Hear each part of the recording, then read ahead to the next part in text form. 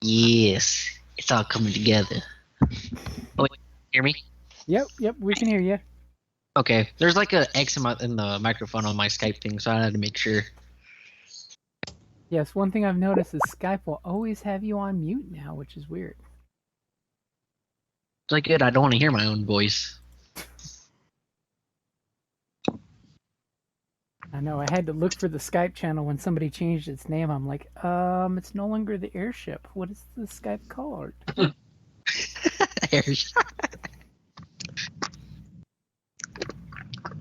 Oh, I'm here. Hello.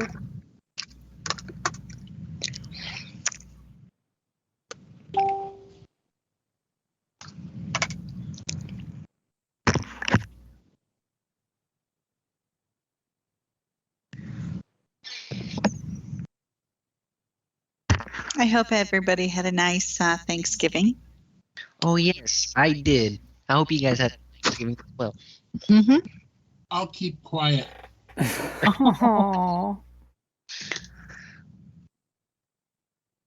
Hopefully the other holidays are better than the last holiday for you, Scott. The day after Christmas, I have surgery. Oh, they finally got the date picked? Well, at least it's not on Christmas. Or before. I mean, I remember I had oral surgery on December 23rd. So I couldn't eat anything on Christmas. It was so frustrating. Last year I had brain surgery the day before Thanksgiving. Oh, you're just not having good luck with Thanksgivings or holidays. And nope.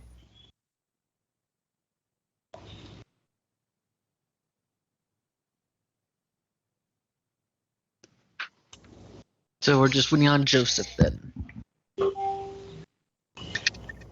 Yep, looks like Eric can't make it.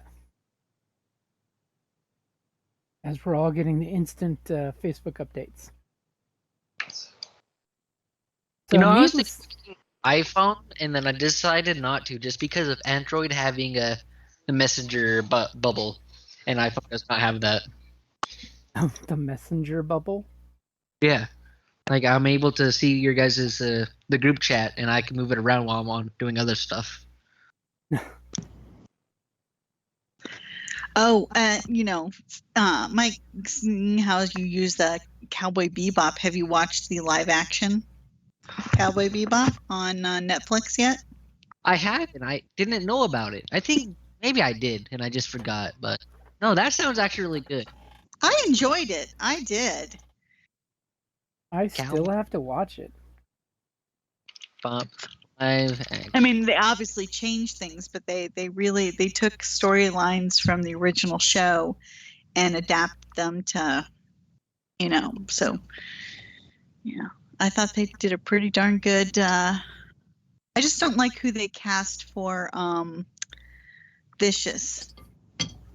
He's the only one I didn't think quite fit. Aww. Yeah, but everyone else seemed pretty good. The guy that guessed for Jet was freaking awesome. From the pictures I've seen where they're literally doing snapshots. He sounds like Jet. He looks like Jet.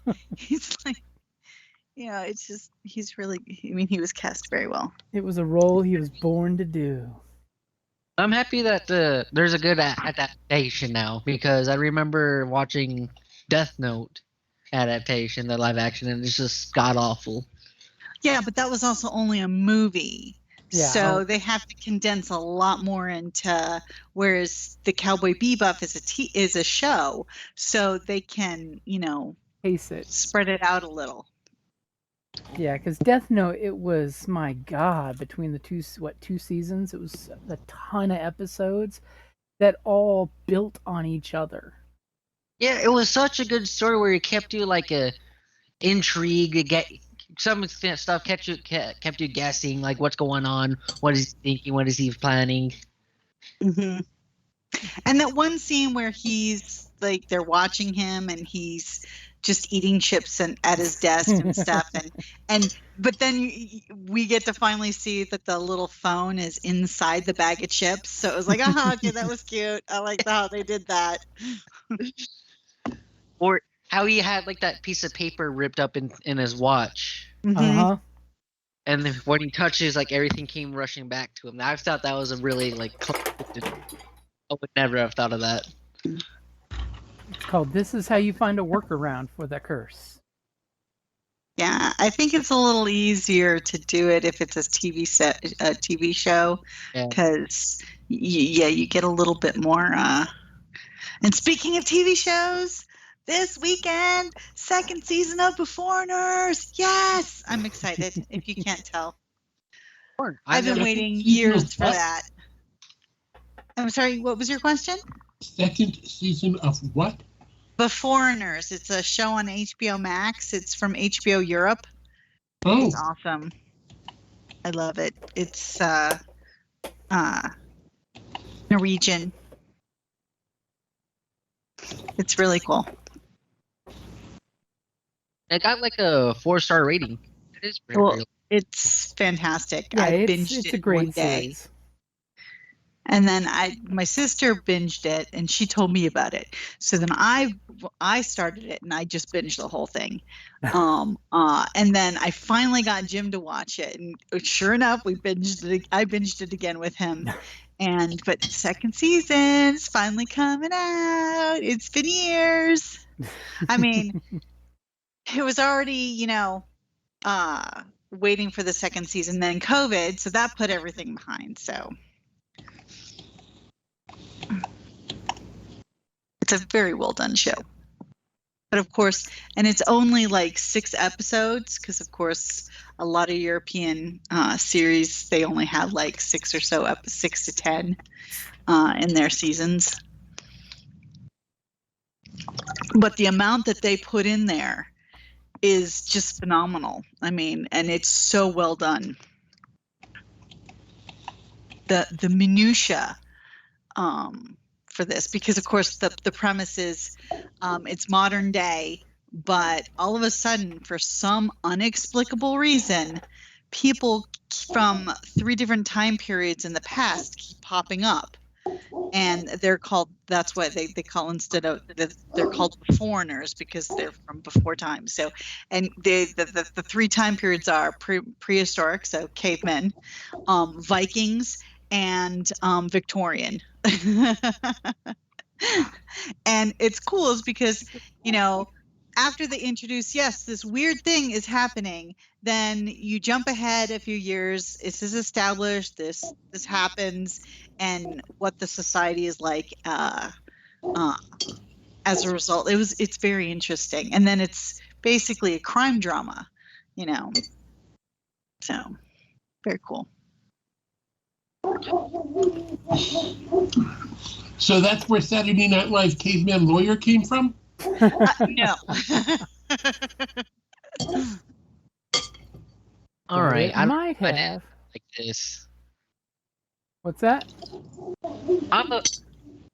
I'm stupid. I expanded the webpage so that way I have it on both my screens, and this makes it so much easier to look at my character sheet and.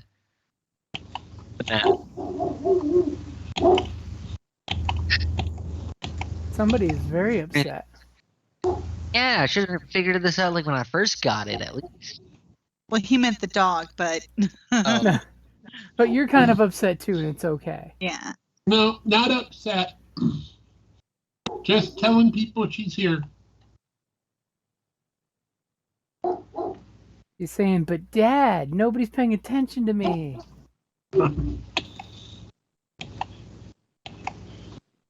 So I'm getting the impression that our crooked cop is not making it today. I thought that's what we just established. No, that was Eric that wasn't making it. Oh. Eric just posted that he was not feeling good. Oh, that's unfortunate.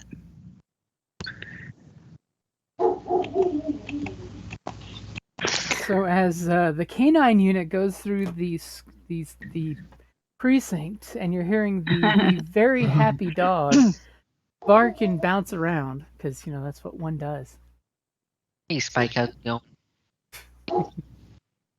So now you're a cyborg as I am, and you have an eye like I do. Yeah. What's your background?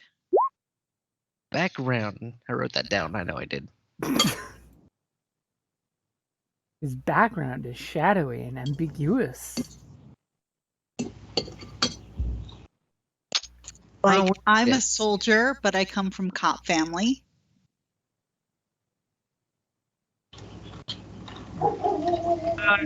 I'm a bounty hunter. There we are.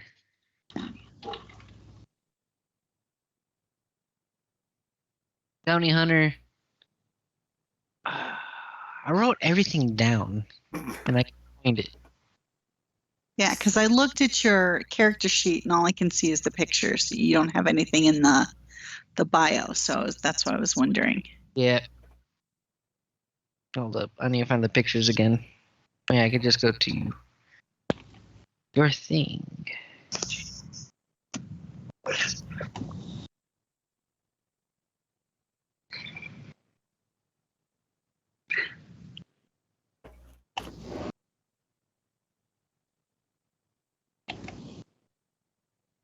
And I know it has been a convention and a holiday since we played last, but do y'all remember where you were last? The We just outside. finished the mission to get some type of criminal. Yeah, that was it. That was exactly right. You guys were on stakeout, and while you guys were on stakeout, the guy you were supposed to be picking up off the street as he was coming out of that cool club, all of a sudden got jumped by some 14K guys who were beating the holy hell out of him. And then we intervened, but people died. And both the main folks you were involved with had near-death experiences thanks to some amazing medical skills. I mean, there really was some great medical skills dropped on that one.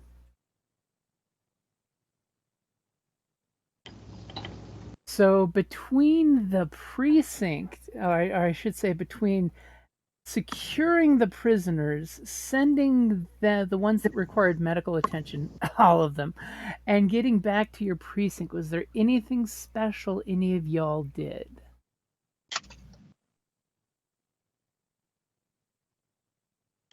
I asked just because there could be possibilities. I'm trying to remember what I did. Did I punch someone? Or was I just shooting at someone? I shot. I was still up on the roof, but didn't you jump down? Yes. Or you were trying to? You were.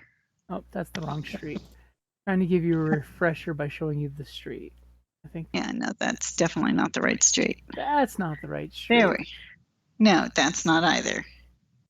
This one looks like the right street. Okay, Why do all there the we go. streets look alike? Yeah, see, you're down there. I know that you had done. I stayed up at the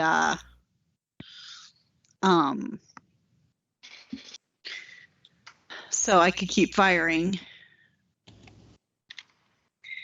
I remember somebody was trying to hide evidence or something. That's between y'all. I mean, there's a reason why I've got that article of the thin blue line there for you, or the blue wall. Yeah. My character and Cam are going to have issues. Needless to say, he got a very interesting phone call and walked away to go talk on the phone while you guys were dealing with the interrogation. Because I thought the whole reason why we chose police officers is, to uphold the law. Is this going to be another Heroes of the Realm where we're not really heroes? Well, at one point we remembered what we were, then we forgot session 0, and we came up with something totally different.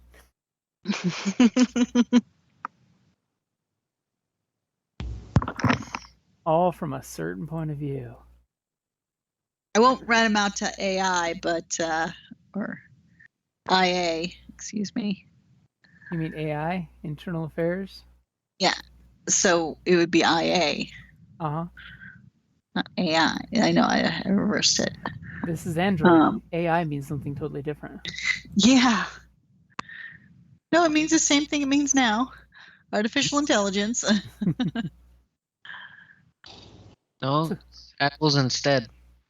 So of course, after you guys finished your collar, everybody got ran off to get emergency medical attention, especially the guy whose half his face was caved in. So Yeah, needless to he say, was really hitting him repeatedly and viciously. he was wailing on him with cybernetic limbs, meant for wailing on people. Mhm. So conveniently, the next day as you guys come into the office, and of course, you're supposed to work your case, and who knows how you've changed this case so far.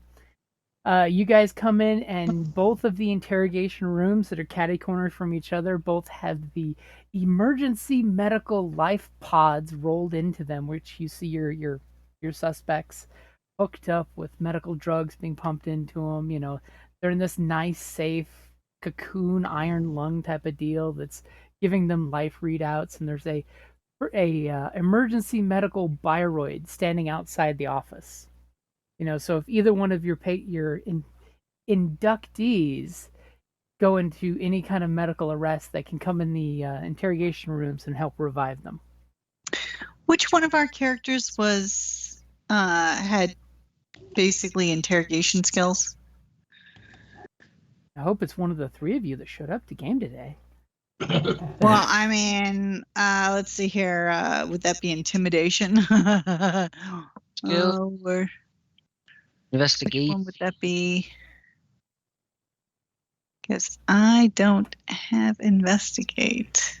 As at this very moment, the three of you are standing around the coffee machine deciding, okay, who's going to go But in I the can room. intimidate.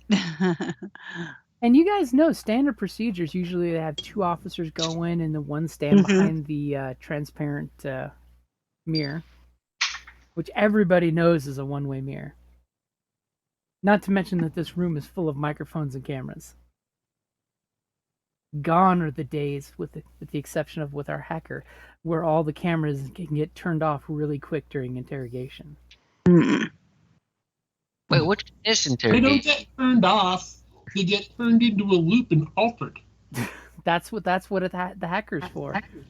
So I'm more of a hitty or shooty. So Kinda interrogation, by the way, is coercion. coercion. Yeah. I got a 2 on it. I got a 2 green on that. So I have a check mark. I have a career in it too. me too. Now, when you say you have 2, do you say you have 2 green dice or 2 ranks? 2 green. 2 green. Yeah. How about you? 2 green. So we're all 2 green. I'm a perceptive and computer guy. Okay. All right. So the well, what we could do is I say we could take the chance. we could coordinate my coordination's not too much better, but yeah, I think we're gonna have to. So wait a second. What are we trying to get out of him? I mean, he was in the middle of a crime. We took him down. What do we want to get out of him?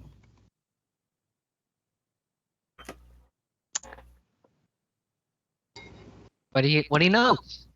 Okay, so generally that? the reason why you guys were surveillancing him is because he is known for being involved in kidnapping, as well as there's like 2 or 3 murders you'd love to pin him on, but he's always had the ability to like knock off one of his minions as the culprit and then knock off his minion.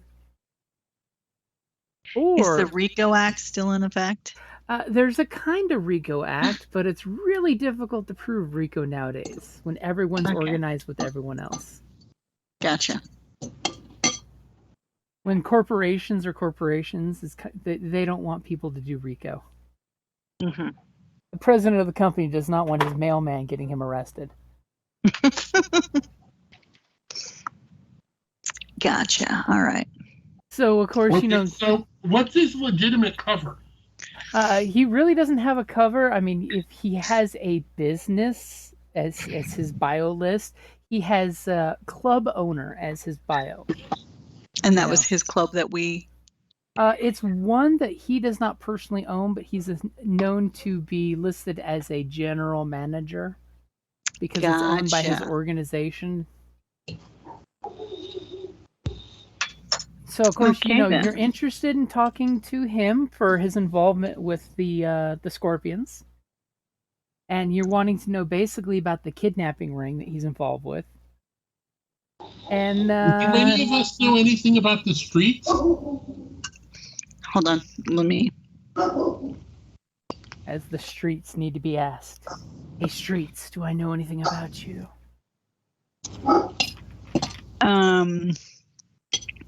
Well, for streetwise, I have 2 green.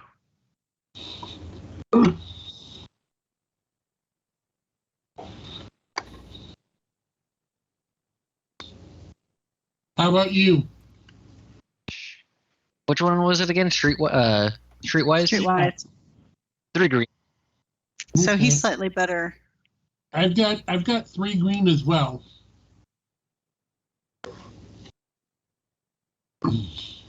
Well, that's still the better option Right. than coercion. But would it apply?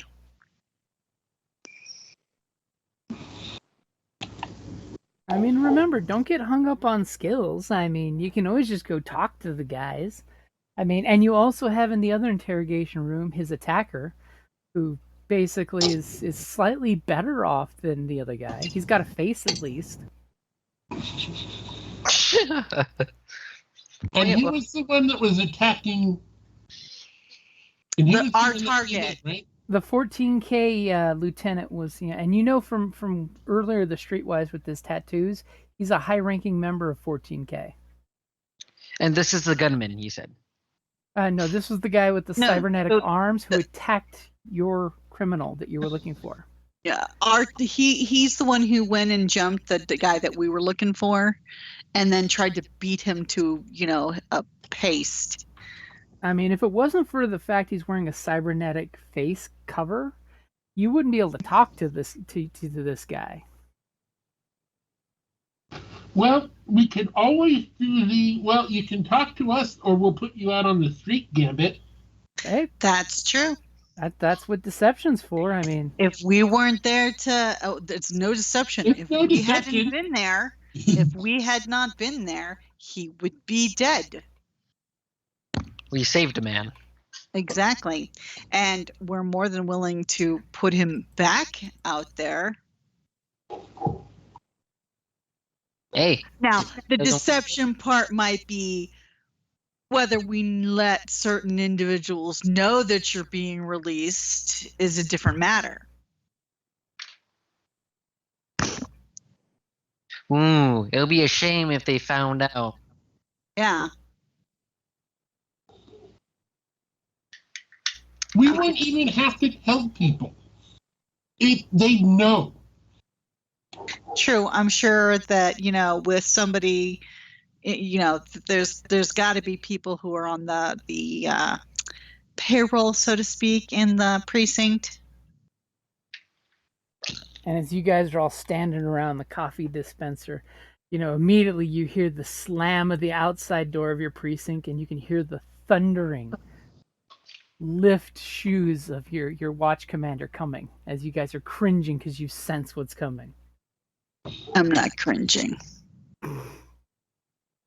As immediately around the corner, Nancy Johnson pops around. She's got that look where she's just mad dogging you guys. And she's like, "What are you all standing out here when you have 2 suspects in interrogation needing to be debriefed?" Planning our strategy, ma'am. Coffee break, ma'am.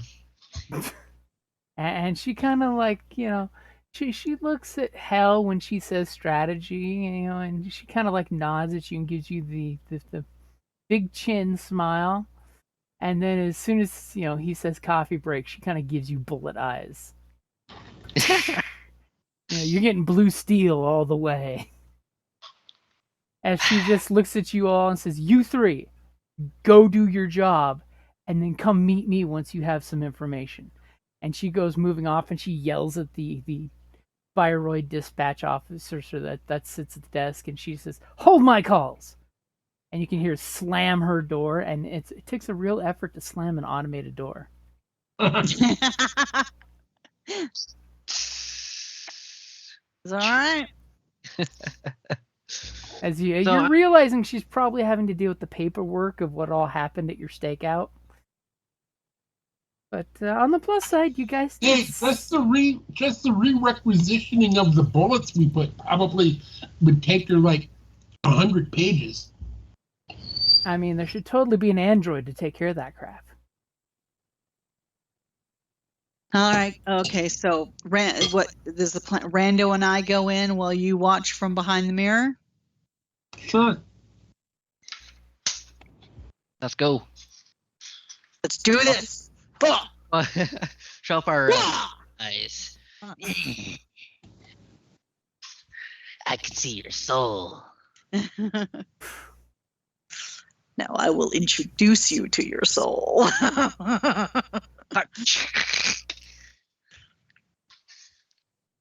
It's like, I have been to hell and back. So the question is, which interrogation room are you going into first? I say we go into the guy who's got the facial rearrangement first. Okay. I'm down. So What's his name?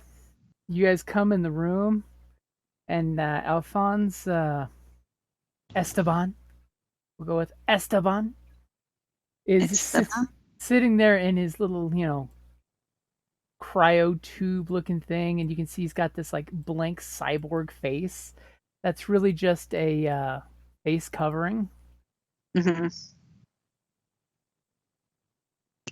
It's like, so Esteban, rough night. And you just hear this really, really piss poor mechanical voice. It's super staticky. And you can tell this is like one of those life-saving equipments that's been reused and recycled. And he just gives you the ha ha ha. Well, it could get a lot worse if you don't cooperate with us. And you just see the light receptors kind of like fighting against the cheapness that they are to focus on you. What's it to you, Chica? You give us some decent intel, and perhaps, your night might get a little better.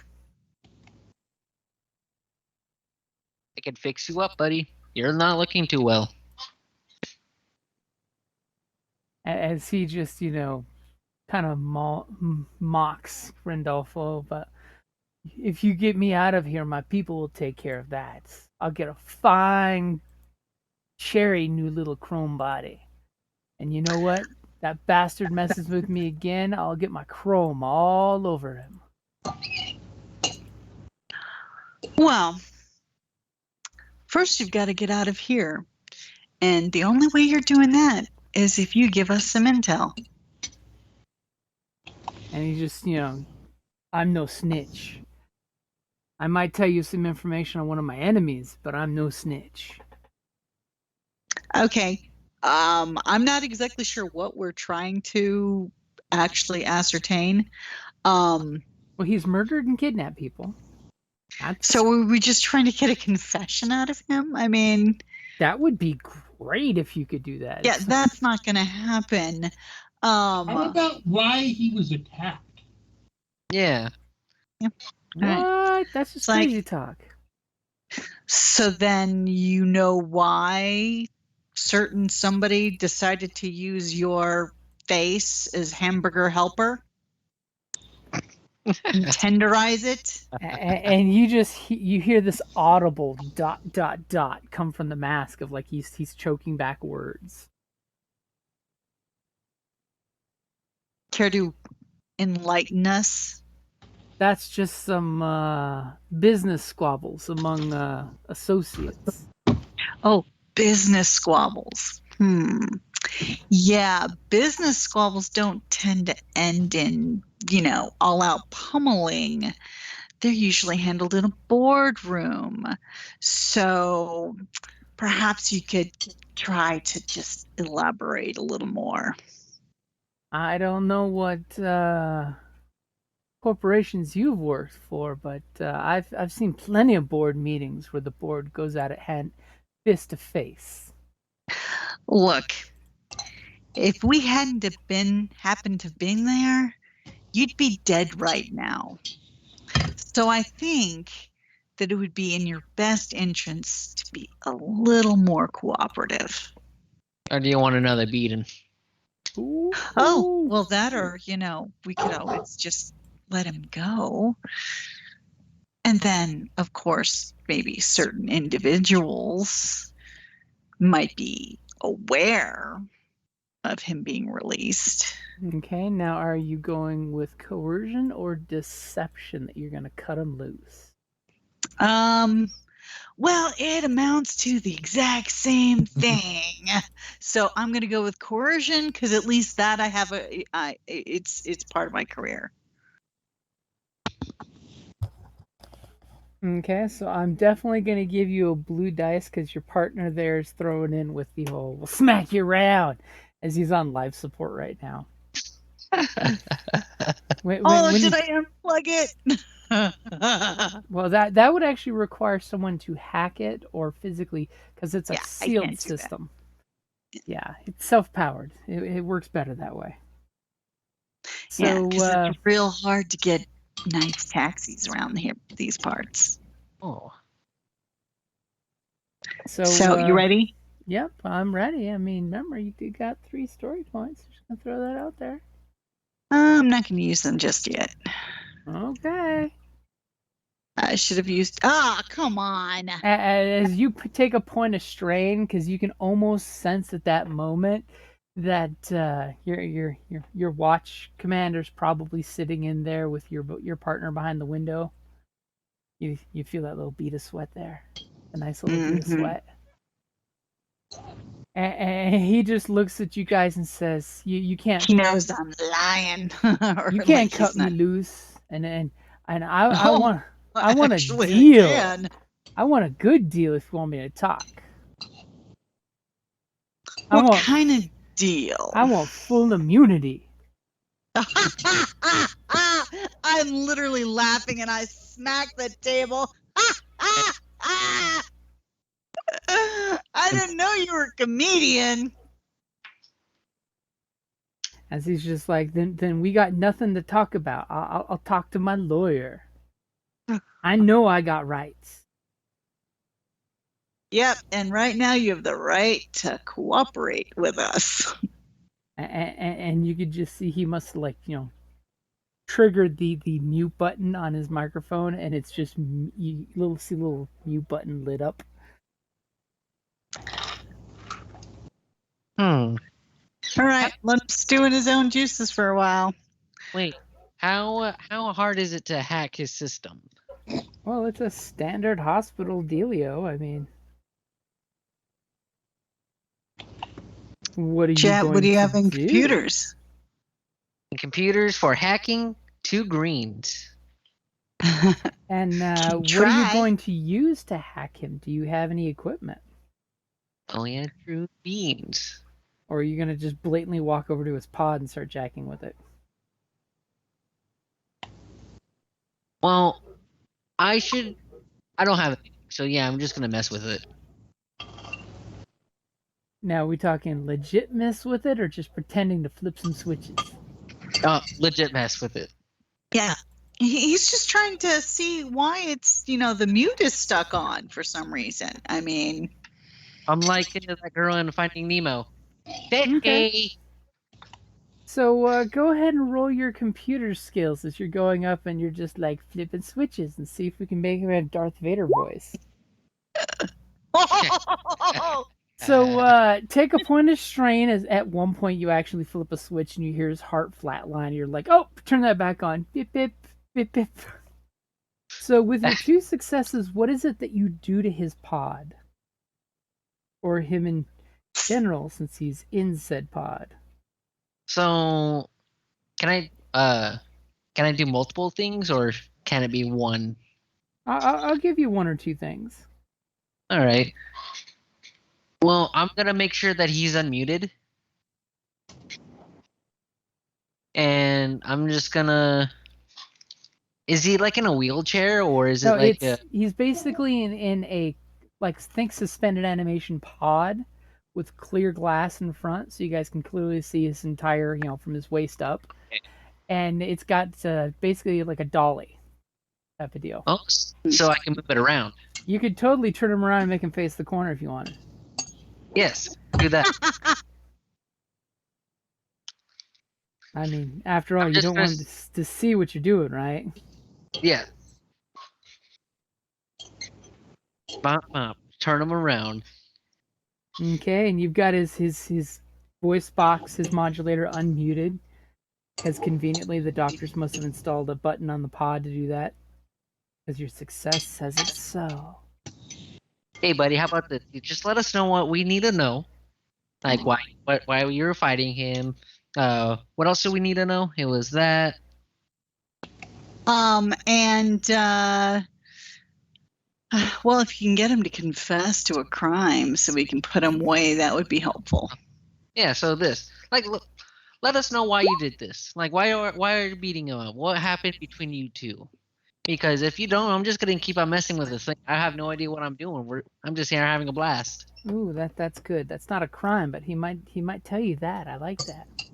So immediately you hear him kind of jacking around with stuff, and he kind of like ha ha ha, very funny, as he makes a snide comment to the being put around and into the corner. So can I like turn something off for like 3 seconds and then turn it back on? You definitely can. Ah. Now while he's doing this, is that going to be cool with Hell? I mean, he's puts not actually hurting him, so what's a few seconds of no life support? Yeah. Wow. Okay, even though he asked for his lawyer? Oh, that's right, he did. And that is can I look again to see if I can erase that part of his memory? What? No. Okay, I would have a problem with that. and he kind of like, fine, I'll tell you what me and that 14K douche, we've got a beef that he apparently thought we needed to talk about with fists instead of words. But after I tell you about that, I want my lawyer, or I want a deal, one or the other. All right. So, you know that we can't release any of the charges. We can't let you out for free. There has to be something for us on our end that we have to still put on you. So oh no! If you want me to turn snitch, I need total immunity. We can't do that. It's like, so we'll have to let's summon the lawyer. All right, buddy. We'll go grab your lawyer then. And he says, but before you do, like I said, I'll tell you about that guy. He thinks I did something to his sister. And what does he think that you did? Well, that's the problem. You see, his sister and some of her friends comes to some of our clubs that we run. And I told him the truth. I don't know anything of what happened with her, but some of her little friends did this little ladies' night out type of thing, and the only thing I can get from my crew is she never made it back after her ladies' night. And that guy came in, and some of his boys previously hacked our server and found out that they were there at our place a week ago, but none of our systems show when they left the place, but they obviously left because none of my crew would have messed with any of 14K's girls. Have they filed a missing persons report? Of course not. It's criminals. They're not going to do that. They're gonna handle it on their own. Yep. Well, I can respect that for family, but there are laws for a reason. All right. What's the name of the missing girl? And what club did you was she last seen at? He kind of like laughs at Hell's request for what was her name, and he's like she's got a name. He just said it was his sister, and he said something in Asian. It's like, you're lucky you're in that tin can right now. Yeah, just wait till I get the doctor's bills.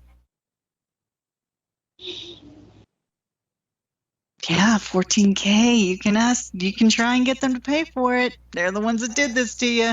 And he actually lets out a laugh at that, and he says, "If you give me a deal, I'll make sure you can get any of the footage we've got over at the club."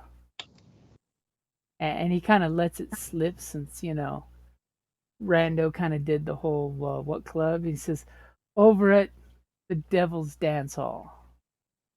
Devil's Dance Hall. Mm-hmm. Right. We'll send your lawyer in when they arrive.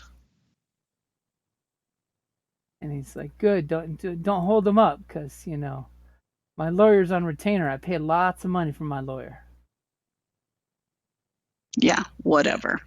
All right. Let's leave this to do just stewing his own juices for a while, and shall we go visit Fisty there? Fisty.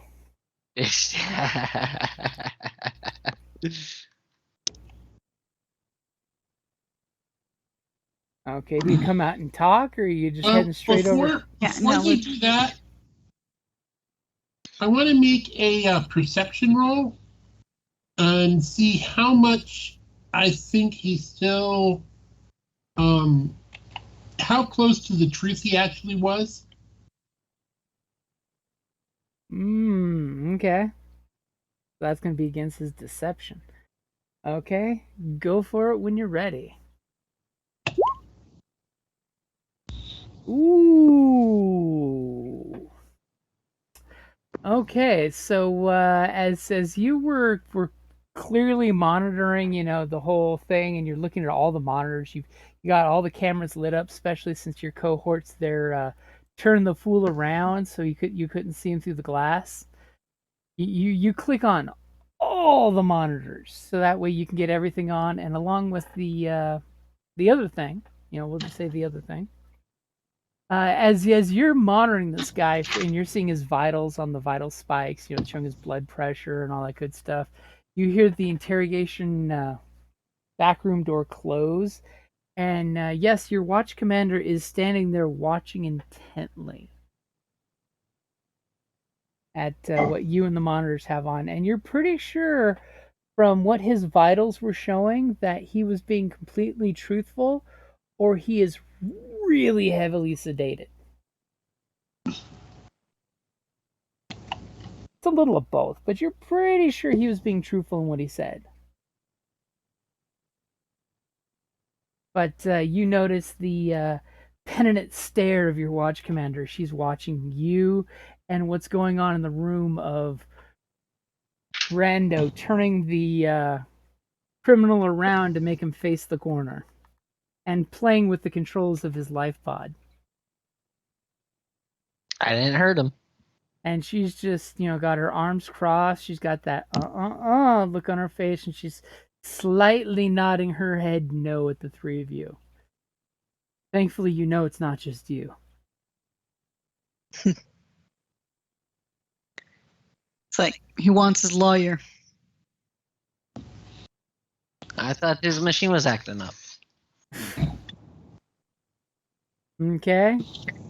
So you guys head on out of the interrogation room? Yep. As soon as you guys head out the doorway, immediately the emergency medical biroid looks at you guys and says, "Is my patient okay? I detected a variation of his vital signs." Yeah, he's fine. "Please be advised he should not be scrutinized with intense interrogation techniques, as he is vitally injured." And I'm like, I just Like, what?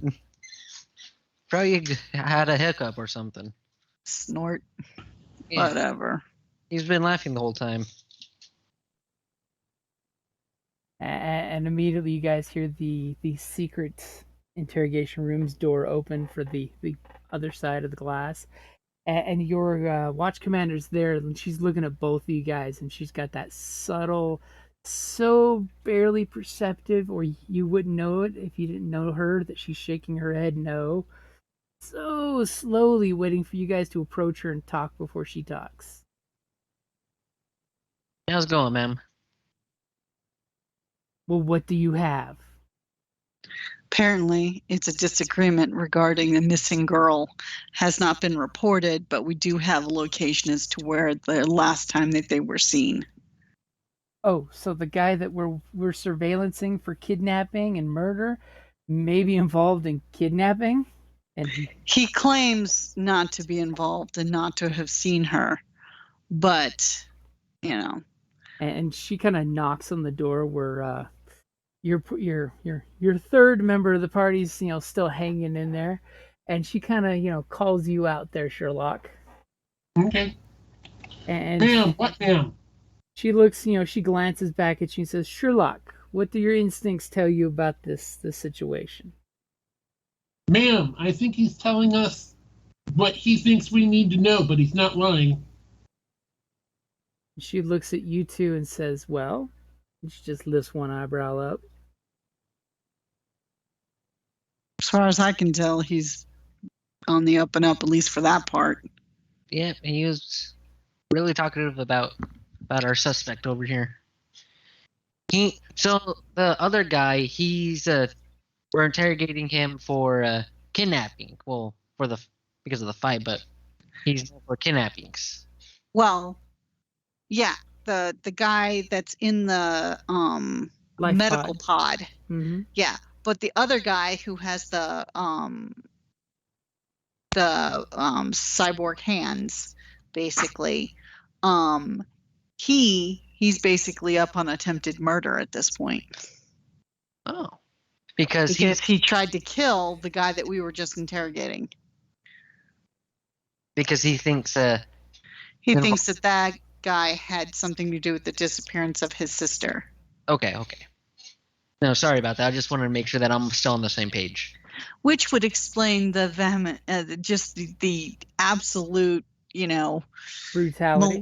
brutality of the attack. Because it's obviously personal to him. Yeah. So, yeah, I think he's telling the truth, but he's telling, just like Sherlock said, giving us what we want to hear, or giving us what he wants to tell us. He also has the audacity to ask for full immunity. Yeah, she just immediately snickers at that. Yeah, I told him that's a no-go. He would have to give us the head of the Vargas cartel for that. And I don't think he's got that kind of juice. Yeah, pretty much left in his face, man. Well, he'd be drinking juices for now on. He'll be drinking through a straw. Yeah. Intravenous. Parade. Nothing but parade. So, and now the taxpayers have to pay for a new face for him. It was not the police that did this to the man. We have pretty much witnesses. It was $14K. Well, if anyone's going to foot the bill, it's got to be them. She's referring to if he goes to prison. Basically, prison doc will have to pay for a face. Well, his told him his lawyer will send his lawyer in once the lawyer arrives.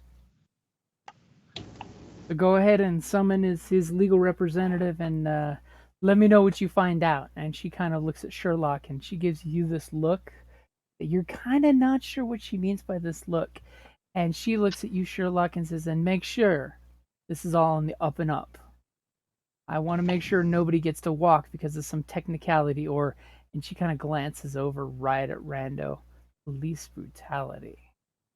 Ma'am, yes, ma'am.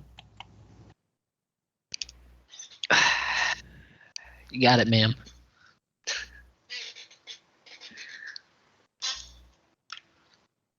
As she goes storming off and kind of gives like the eyeball to you three as she walks off and slams her door. Again, how does she slam the automated door? Talent, sheer talent. Strength. All right, so Really. shall we go question the other guy? Yep. I'm gonna actually make the call to the lawyer first. Okay. You could wait. No, it can't. And on the plus side, your dispatch Bioroid can totally do it. Right. If you go up to basically, it's like a receptionist desk, and there's a Mhm. Bioroid that processes anyone that comes in to report a crime. You can totally just say the suspect in room 1 and give him his name and information is wanting his legal representative. And he'll take care of that for you. Okay. And the Bioroid very chipperly says, "Thank you, officer. Officer Sherlock, I will be glad to take care of that. Would you like me to send..." Make sure it's logged. Of course, Mr. Officer Sherlock. Would you like me to send you a private message to confirm once it's been done? Yes, please. It is a pleasure to serve you, officer. And it's that sickly sweet receptionist angle that they're programmed for. Good thing clones aren't programmed like that, right? Of course not. Okay, so what is the game plan for going into the next interrogation room? Going to be the same breakup?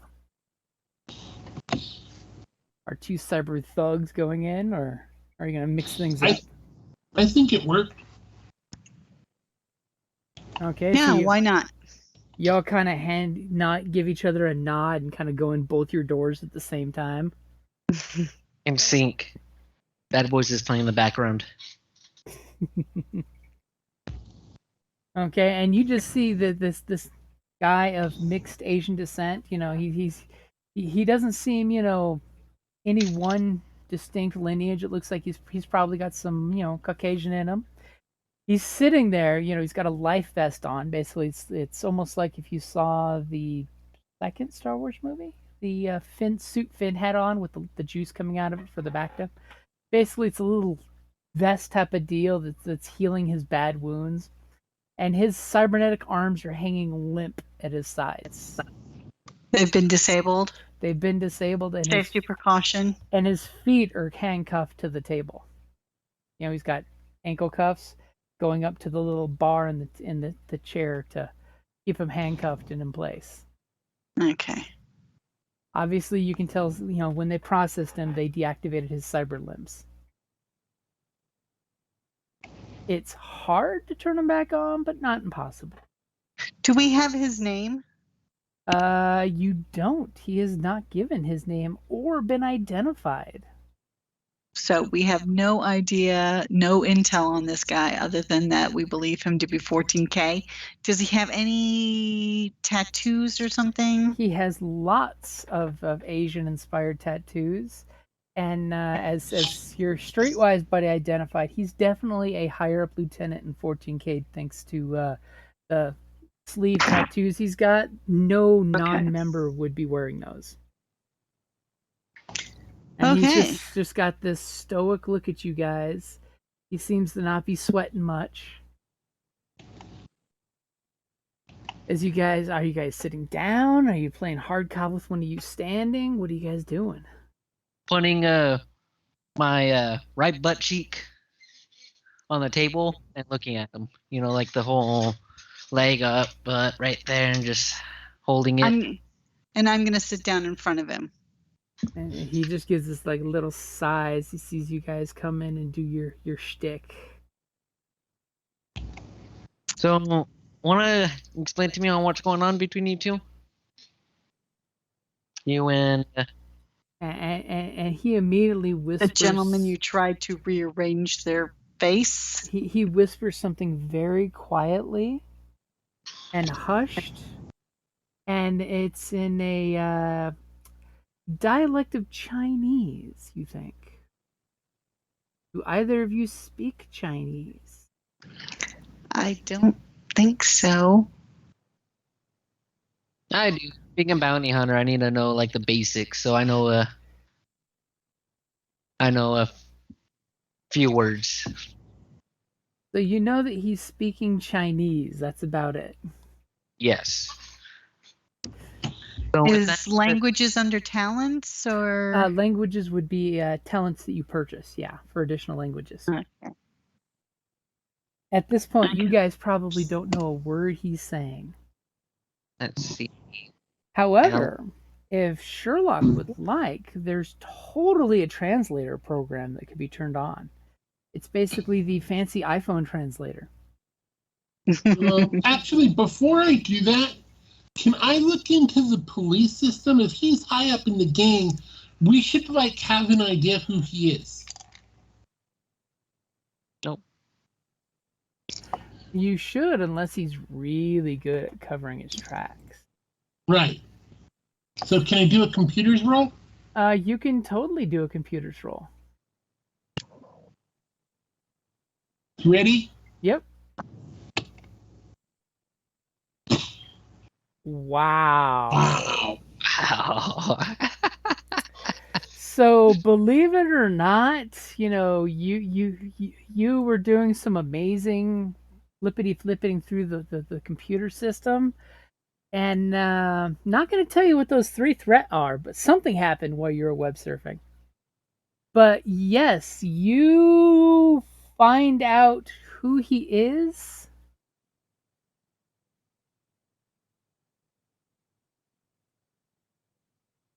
I check to see if my cap lock is on.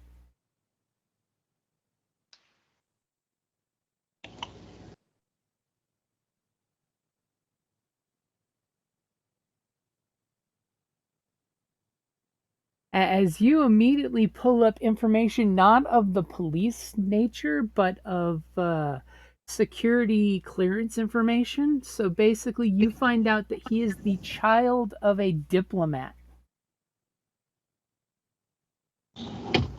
LT is lieutenant? Yep, he's a 14K lieutenant.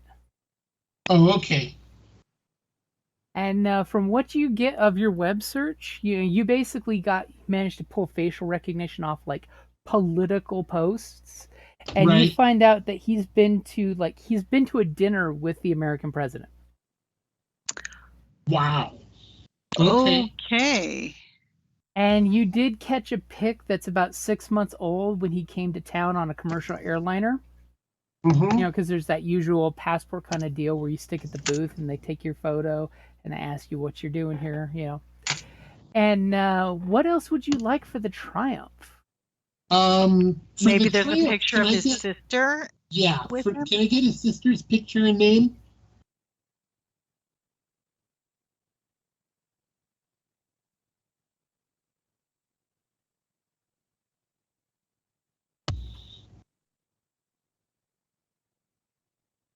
And the interesting thing is you do find, a picture of his dad with him, with his sister, who's interestingly enough listed with a different last name, but as his daughter.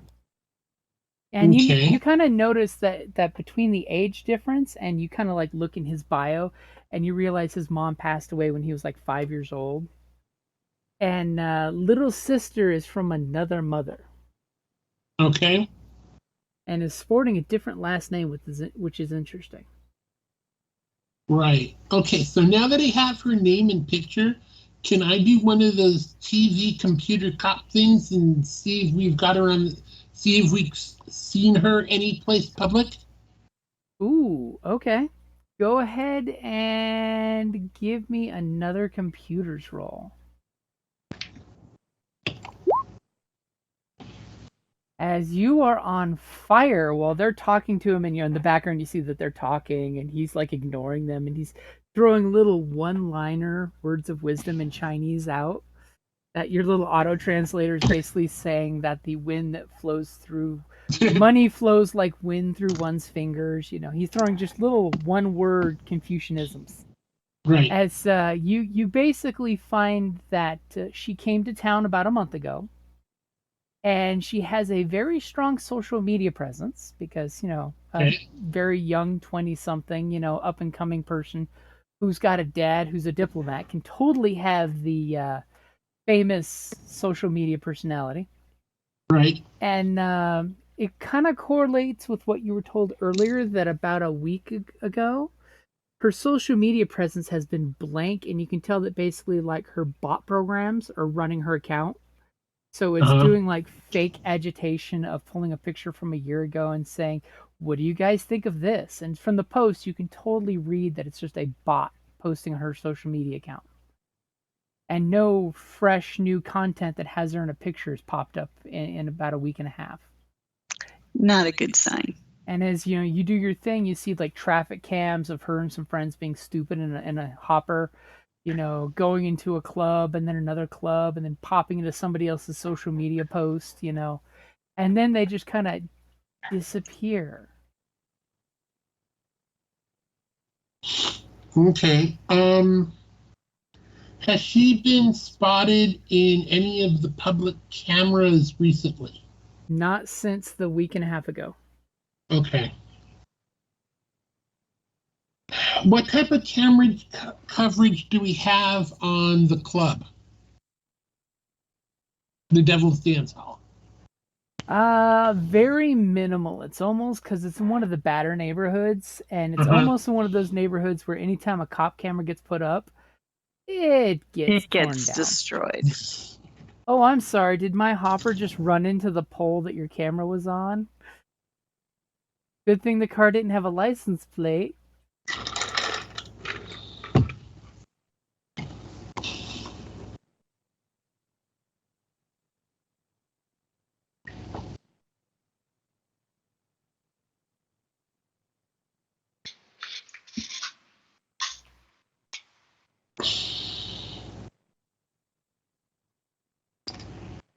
As I throw the little clues out there, so I remember to paste them onto your clue chart. Okay. So we can actually say something like, if you went to the, wait a second, diplomat? Diplomat from a corporation or an actual country? His father is a diplomat from a country. Interesting that you asked this. China, by any chance? Well, it's the one that's not a country. It's from Thailand. You mean Taiwan?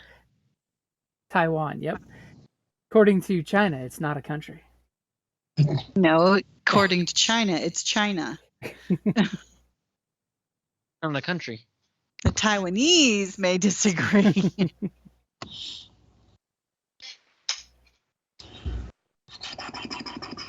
So, we could just say, if you would have come to us 7 days earlier, we could have helped you find her. So you pop on the microphone and say that? No, I do it in their ear. He doesn't know that we know that his sister's missing yet. That's why I said we should say it that way. So you guys both have earbuds so you can talk privately with Sherlock? Or that he can talk to us without. Mm-hmm. So I'll give him the sister's name and that she's been missing 8 days since actually going to the Devil's Dance Hall. We could say, why haven't you could have filed a missing persons report. And also say that she is an ambassador's daughter. So we've got international badness here. Yeah, they're not going to have us handle. I think if he's 14K, that's an issue. But if he's a diplomat, does this guy have diplomatic immunity? Well, how are you going to ask Sherlock that? Yeah, I was going to say. Well, I would think that he would already be looking it up because if he's a diplomat's son. Yeah, you can always step out and get yourself a coffee and leave him alone with the rando. Yeah, Recipe I'll step out. For disaster. Do you guys not want me to talk to him? Well, I'll talk to him. You can talk to him. Okay, so Hell steps out. Now, are you going to go see Sherlock, or are you just going to lean up against the outside of the door after it closes and talk to Sherlock through your comm? No, go see Sherlock. Okay. Sherlock's like mad typing on the computer screens, and there were different photos everywhere because he's already working the case. Yeah, because that He's way I can see a hacking like a picture of mofo. what the girl looks like. Interesting. Okay. You know. So, does this guy have diplomatic immunity? I mean, I know he hasn't given his name officially to the police right now, but is this going to Sherlock has create an ascertained it. international incident? When Sherlock, types in his information, it does say legal status, diplomatic immunity flashing. Great. Well, he hasn't actually invoked it yet, so we don't have to worry about that. But if we mention that we know who he is, and remember, specifically, diplomatic immunity does not cover felonies. Okay, even in the future. Okay, so but if we call him on the fact that he may try to invoke that, we need to make sure. I mean, should we just sort of not mention that we know who he is yet, or should we play that card? I think we should play the card. Alright. He's already not talking. He's not talking with us. All right, then let's do it. He's being very stoic. Actually, let's play the card without playing the card. Hold on a second.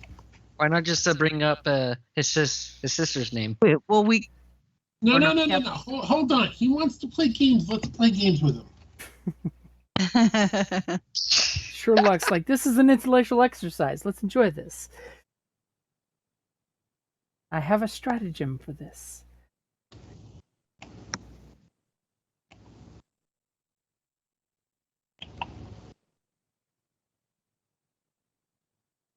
As Sherlock is feverishly typing away at the computer, showing his computer skills. And showing you the picture of this guy with the president in the background. I'm just gonna hand him repeat this phrase. And it's basically Chinese, and it says, "Be thankful for a bad broom as if it were 1,000 ounces of gold." And you're saying this to Rando? No, I'm saying this to Hell. Repeat that. Be thankful for a bad broom as if it were 1,000 ounces of gold. And that means what? Basically, it doesn't matter how bad something is. If it's yours, you should cherish it. Okay. All right. So I'll go back in. Implying, but not actually saying that we know who he is and what his background is. Well, I'm gonna go back in and I'll have a cup of coffee and I'm gonna have a green tea. For him. Oh boy. Of course, he has to pick it up with his mouth, but there's the little stir straws if you want to put one of those in. Yeah. Oh dear. Police office green tea. Wait, as you guys are doing that, I'm putting a cigarette in his mouth and lighting it for him because I know he smokes.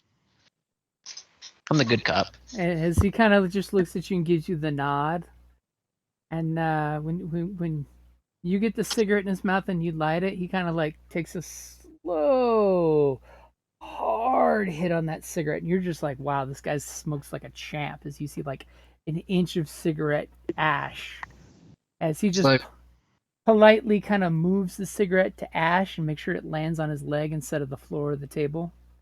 He's being very respectful. He's not wanting to make a mess. Okay, so when I come back in, I put the tea down in front of him with the little stirring straw.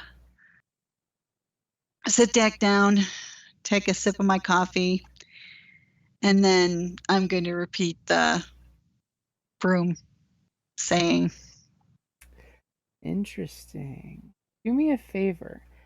Give me a leadership or coercion roll. I want to see if he catches it.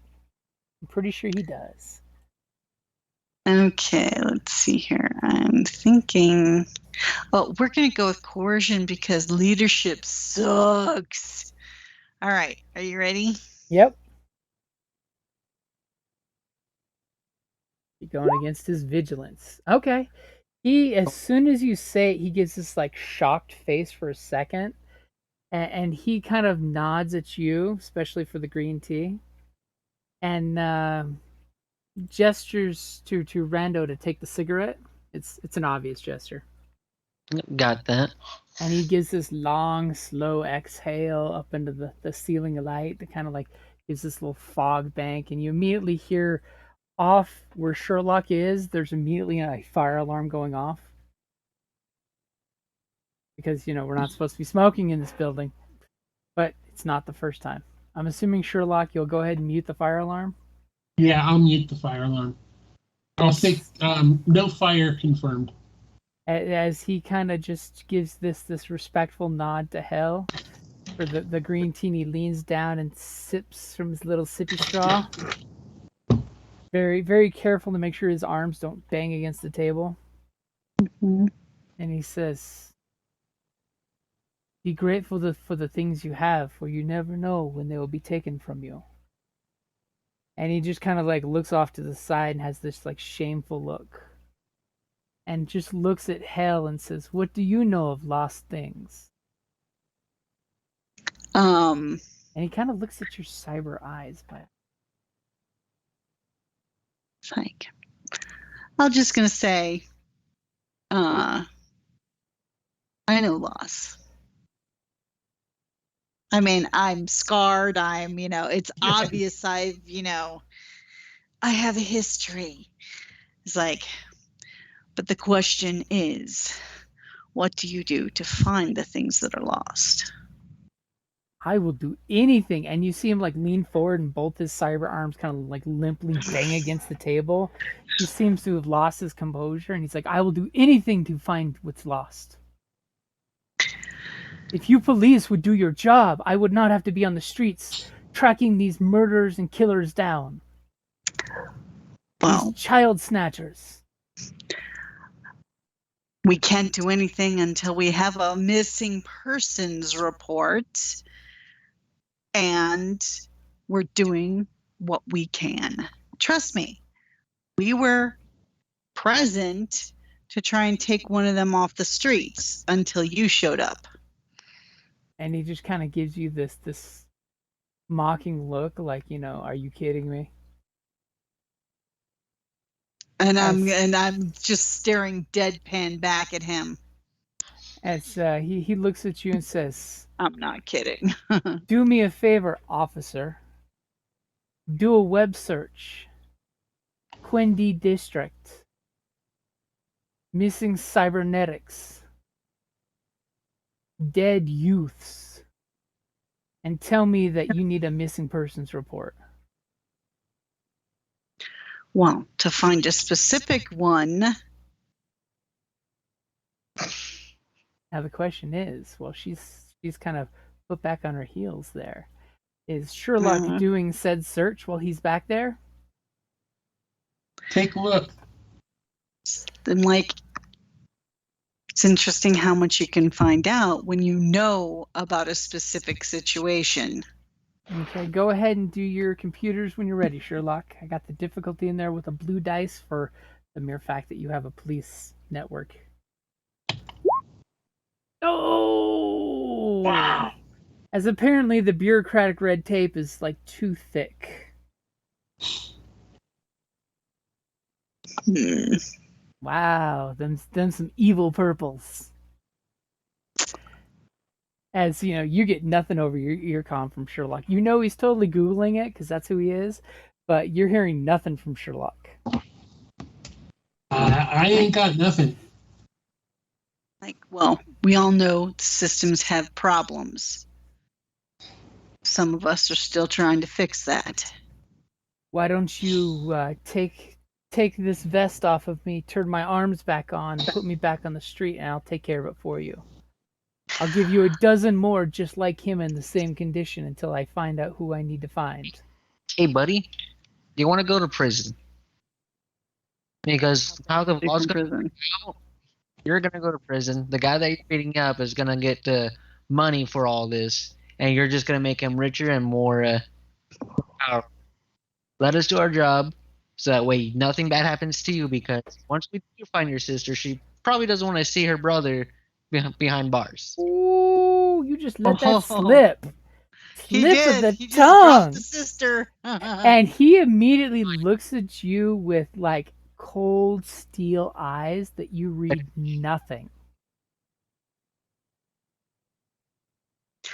And I'm going to go, as you can see, even though you have not identified yourself in the short time that you've been in our company, we have ascertained a little bit of knowledge.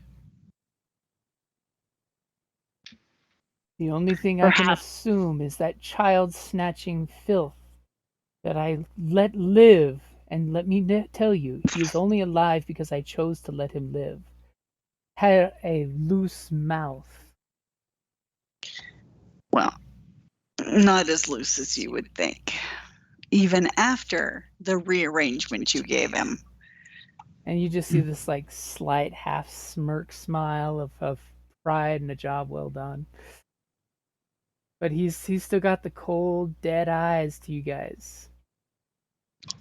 So the question is, what did you hope to gain from him if you were going to kill him? It's hard for a dead man to talk. If he died, then one of his men would talk. Filth like that often squeals. Yeah, but not all the filth knows where all the dirt is hidden. Someone knows. Someone was there when she went missing. Someone is going to talk. By now, my people have gotten at least another one of their members to talk.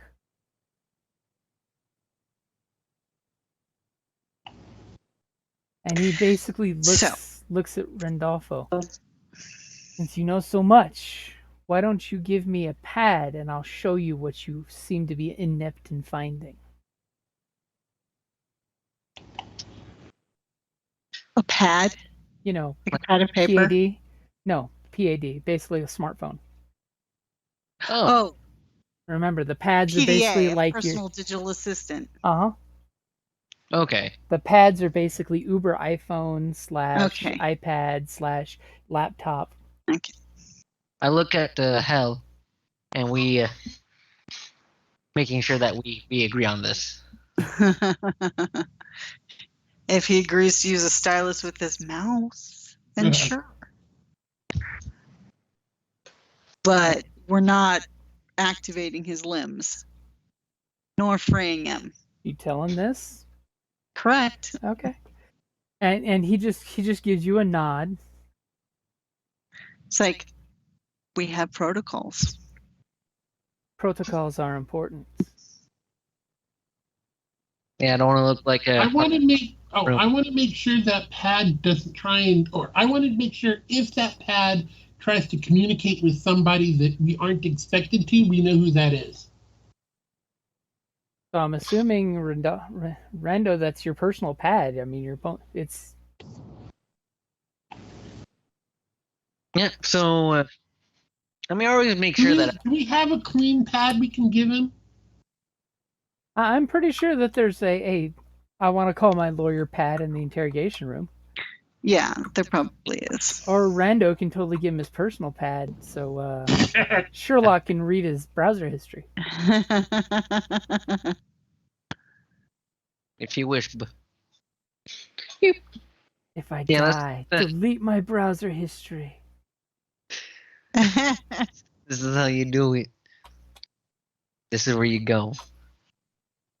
So are you giving him your pad, or are you going to go pick up the blank one? I'm gonna get the blank one. Okay.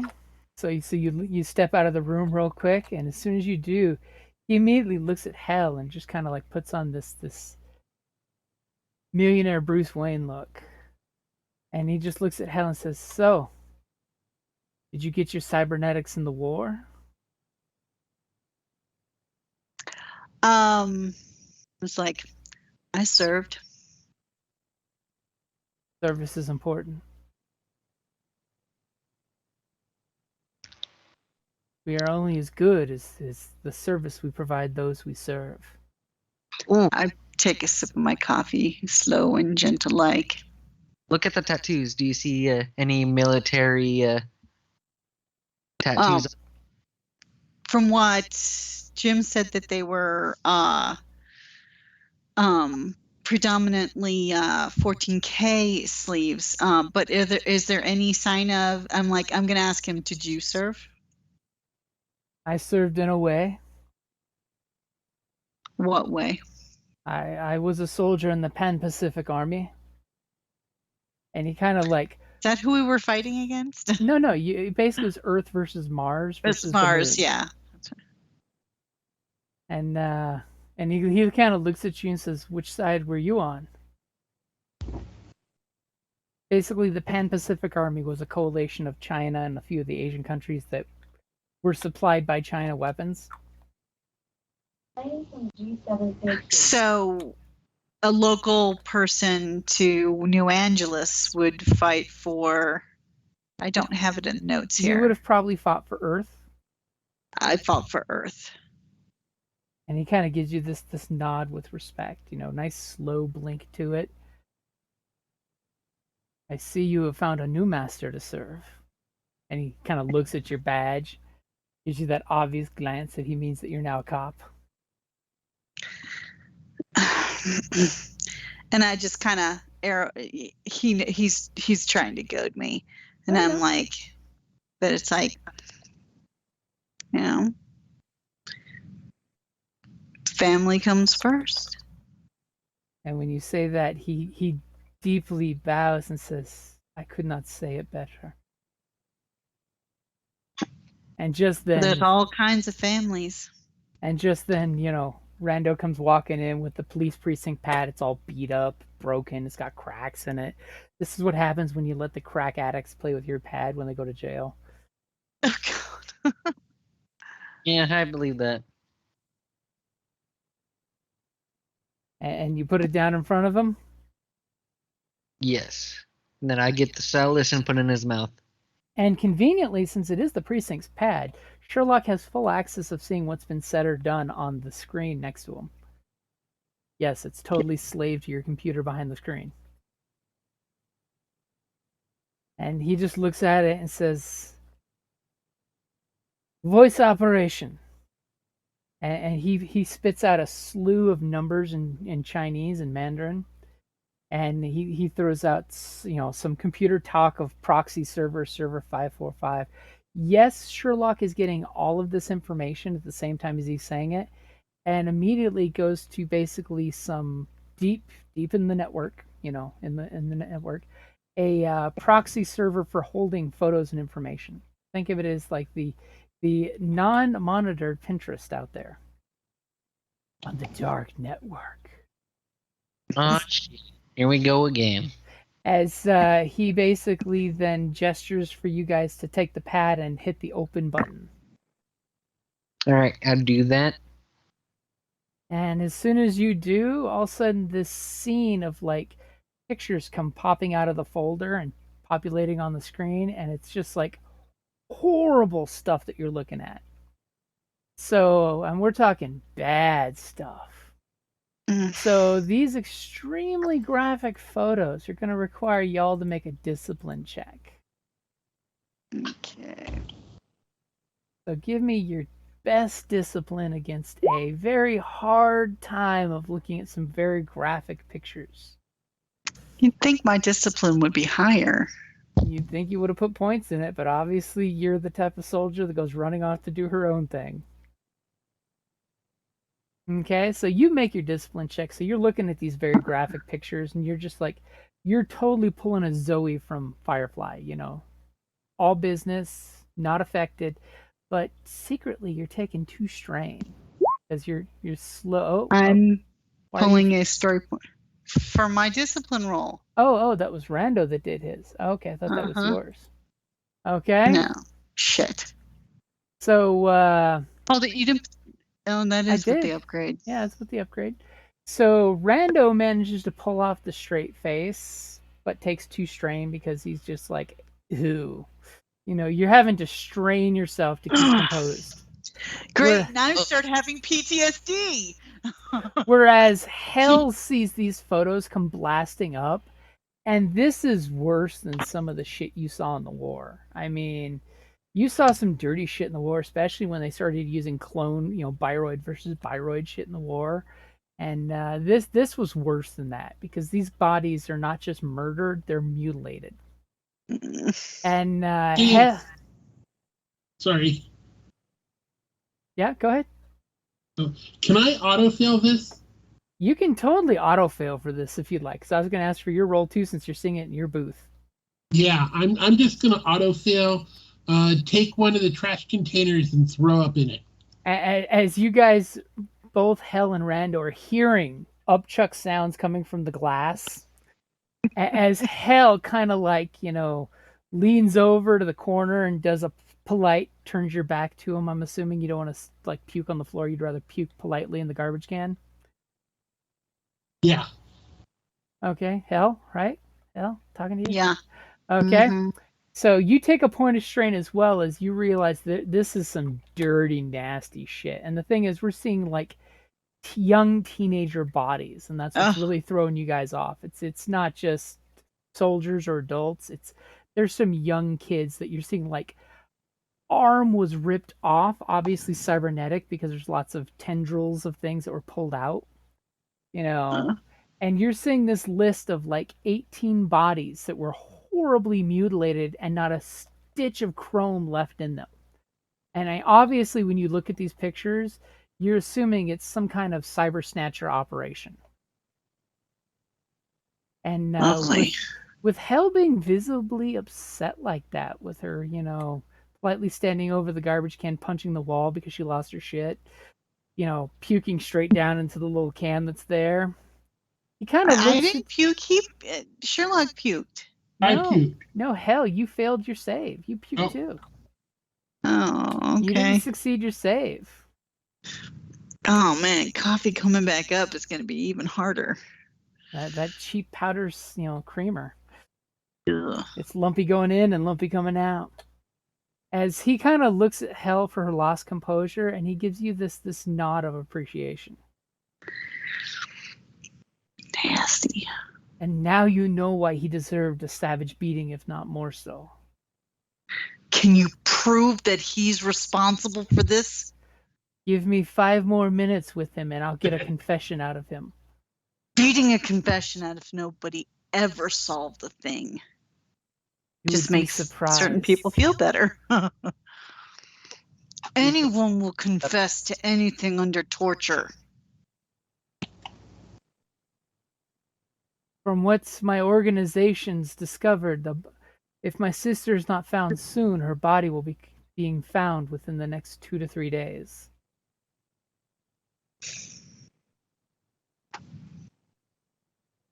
And I cannot. And he kind of like looks, off to the side. In regards to my stepmother, I'd love that to happen. If you think my actions were harsh, wait till you have awakened the dragon. Oh, lovely. Okay. We will find her. I think it is in the interest of all of us if you would let me go so I can finish my mission. Like, sorry, we have duty. My duty won't allow that. He'd understand that. He kind of gives you this he's got the big chin, where he's sticking his chin out with pride of like, I understand duty. Now your duty is to a 19-year-old girl who is missing. Or do you want her to end up like that? I do not. You know damn well I don't.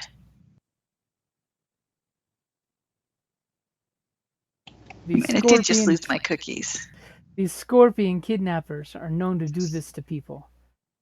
Everyone I have paid for information has pointed me in his direction. Some of the best slicers that work for my father confirm he wasn't seen after going to his filthy club. The Devil's Dance Floor. And he kind of nods when you say the name. As police officers, you should close that place down. All kinds of foul things happen there. There's no discipline. And as a member of 14K, you know very well if we close it down, a new one will pop right back up in the exact location under new management. If you let me go onto the street, I can make sure that doesn't happen. And he just kind of gives you this slight smirk, but slight threatening glare at the same time. And how many innocent bystanders will die in that attempt? And he just kind of looks back and says, what do you know about innocent bystanders? Innocent bystanders die every day. Yeah, 19-year-old girls. Ooh.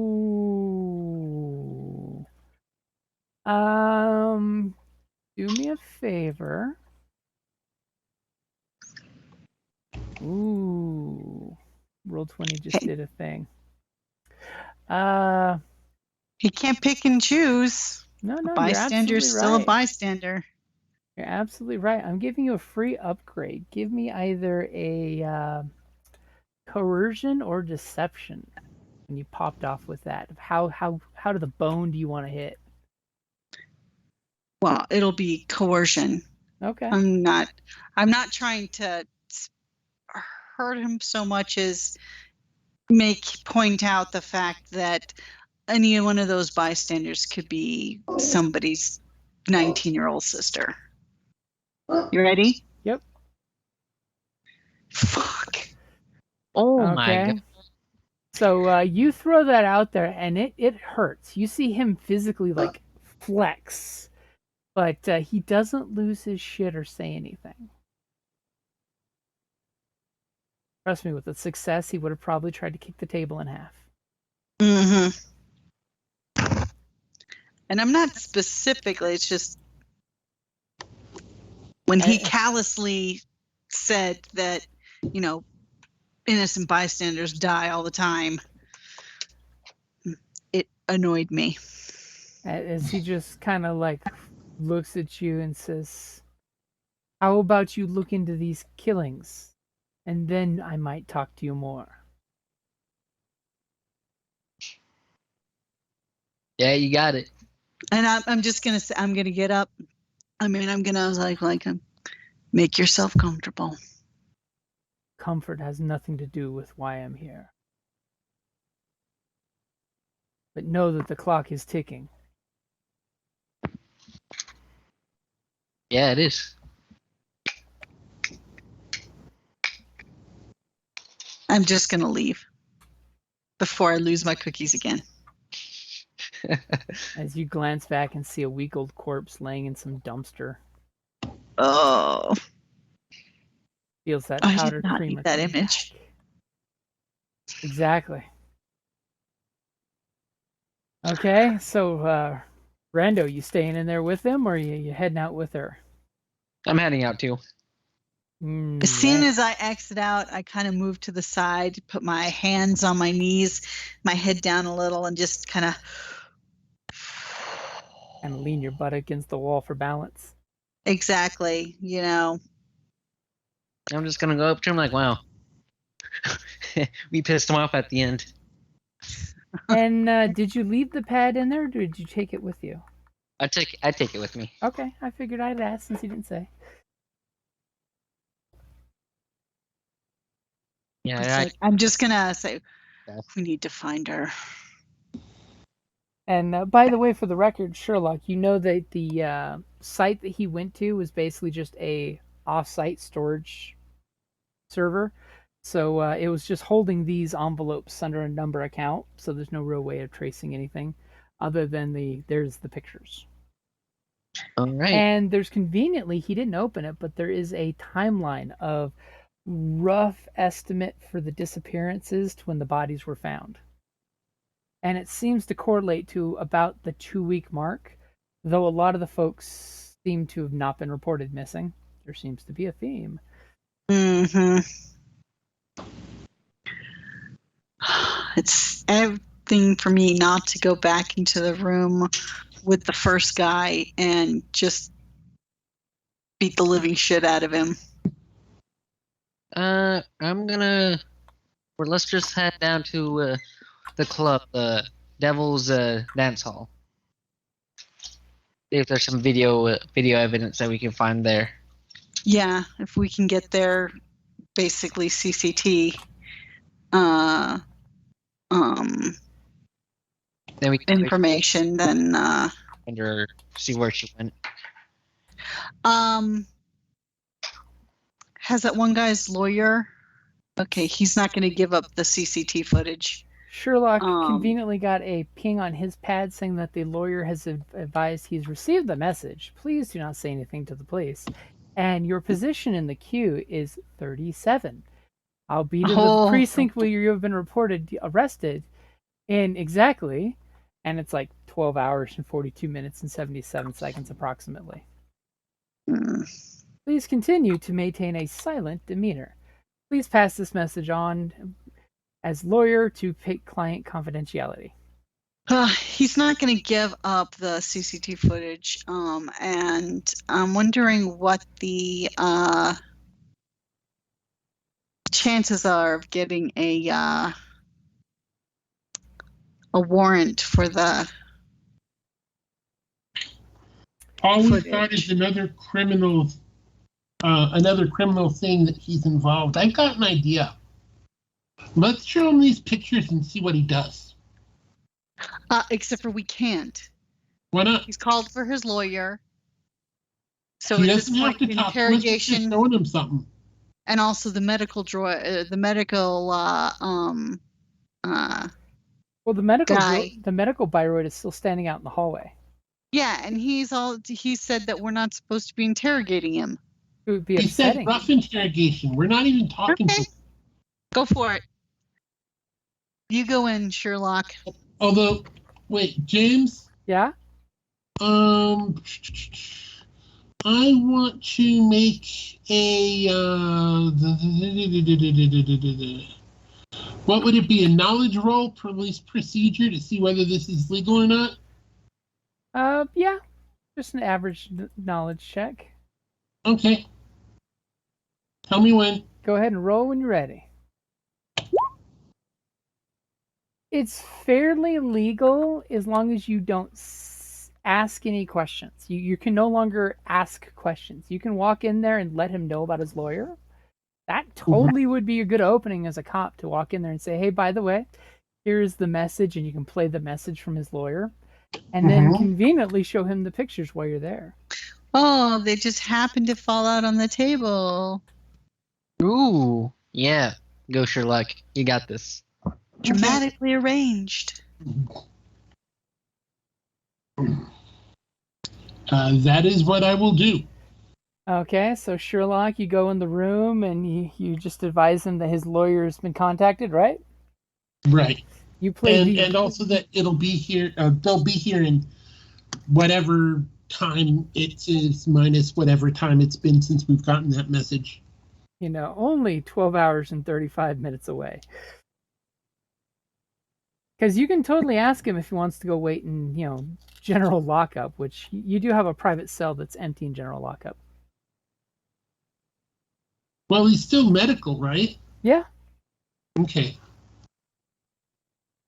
So then when I tell him that, I will make sure that he sees the pad with all of the victims on it. Ooh. So he's going to make his check, in case anyone was interested in making it more difficult for him. Just throwing that out there. Hold on. Where's my sheet? As Sherlock is being very Thank dramatic with them, making it even more graphic. In your face. Ooh. Whoa. As he basically blinks when you say his lawyer's there, and he just gets this like snide remark and Spanish pops out of him. He just some nasty bullshit that the translator was just a little off, that didn't translate properly. And he kind of like looks down at the photos that spread across the table as one gets like really close to him that looks really horrific. And immediately in his mask, you start hearing this gurpy sound. And he's like, rasping like General Grievous from Star Wars. And immediately you're hearing like warning alarms going off on his life cocoon. And there's a knock on the outside door of the medical Byroid saying, "Please allow me to come in. You have him under severe medical distress." Let the Byroid in immediately. Say, I didn't even talk to him. You let the Byroid in. He immediately hits a button on his forearm, and the cocoon opens up, and he like grabs the cyber face, and you see him basically pull the breathing tube out of him, which is a very horrific thing to witness, because it was put in when he was all jacked up. So he regurgitates this breathing tube, and vomit just comes gurging out of this horrible hole. That, by the way, there's a softball-sized hole in his face that leads to his throat. You realize his bottom jaw is gone. And poor Sherlock is seeing just how badly disfigured this guy looks. And he's just making this horrible, regurgitated, like, dry heave from the pictures. And he's just like, "What? I understand you may not have physically touched him, but what did you do to him?" And he just, his last coughing gasp, you hear the mask, because of course it's hooked up to a little web on the back of his head that helps him talk. It connects to his speech centers in a special cyberpunk way. And you just hear the words that none of my hombres would do that to kids, man. As the speaker like fades out because it's no longer in his face anymore. As the medical droid's just immediately shooting like 3 different needles into his neck to calm him down all at once.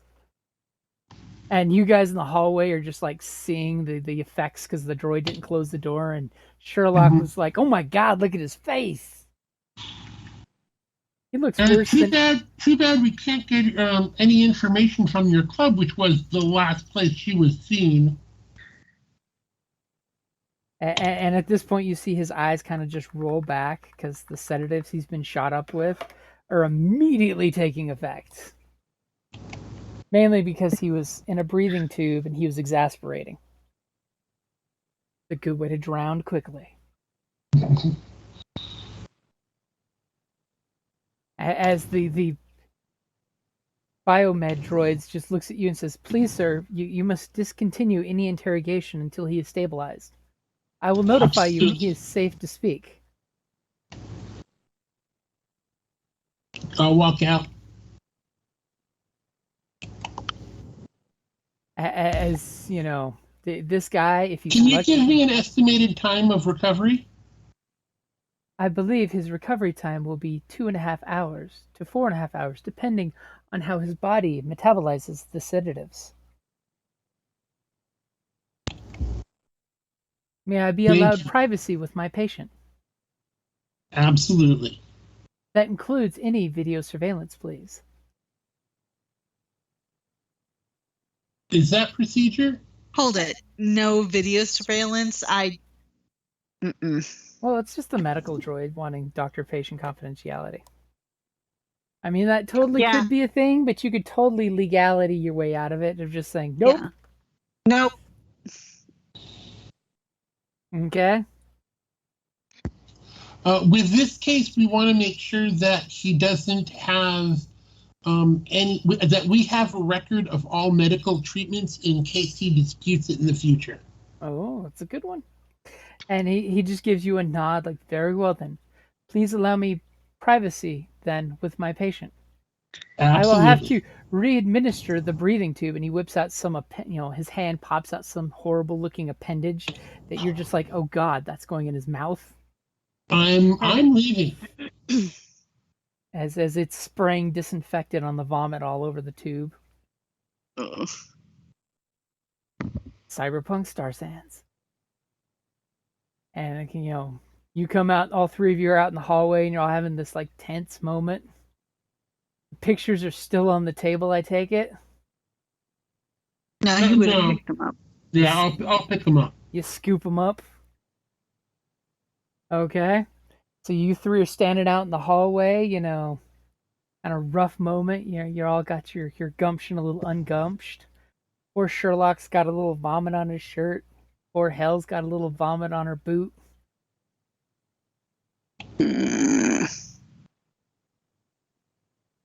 Or it's a coffee stain. You've had worse. So I'm going to ask Sherlock. So do you think he was telling the truth, basically, that he wasn't responsible? I think so, yeah. And by the way, with that despair, you totally believe he's telling you the truth. Yeah, but I still have to say it. Oh, I'm just letting Sherlock know. Right.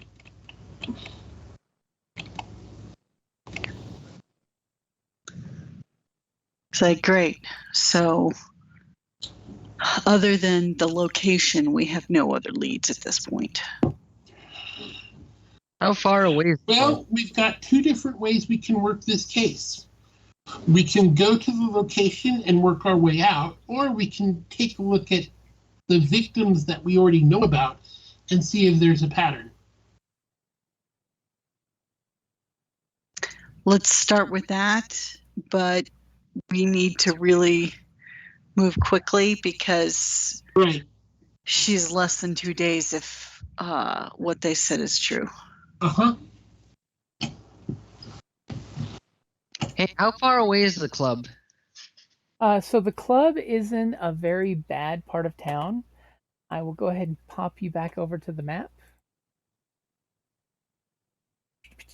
As conveniently Sherlock has the map up. That conveniently, that the area where the bodies were found is known as the meat market. And from what you saw on the photos and the locations that were tagged on them, because of course it had GPS locations, it was in the underground.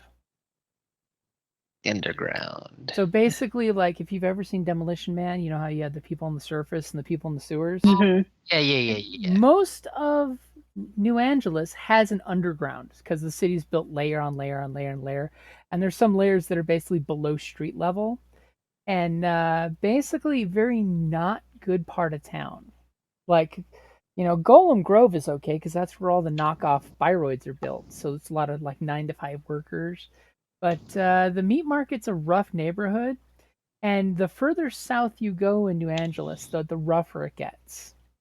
Now, it's called the meat market, which can have a couple different meanings. Which meaning is this one named for? This one is because there's actually protein processors. They use genetically engineered protein, and there's actually some meat markets there. Abattoirs and... Uh-huh. Okay. So it's actually where meat is actually produced for a market, too. Okay. Thank God. Do we have... Is there currently a task force that's looking into this? Oh, no. There's a reason why you didn't find it in the system, because there's not really anyone even looking into this right now. I mean, there is now. Don't forget, there are, industrial strength of rats running around the town at some points that... Okay. I want to make sure that this gets logged. I want to tell them, what we've gotten, who it is, and that we're going... Are we going to the meat market?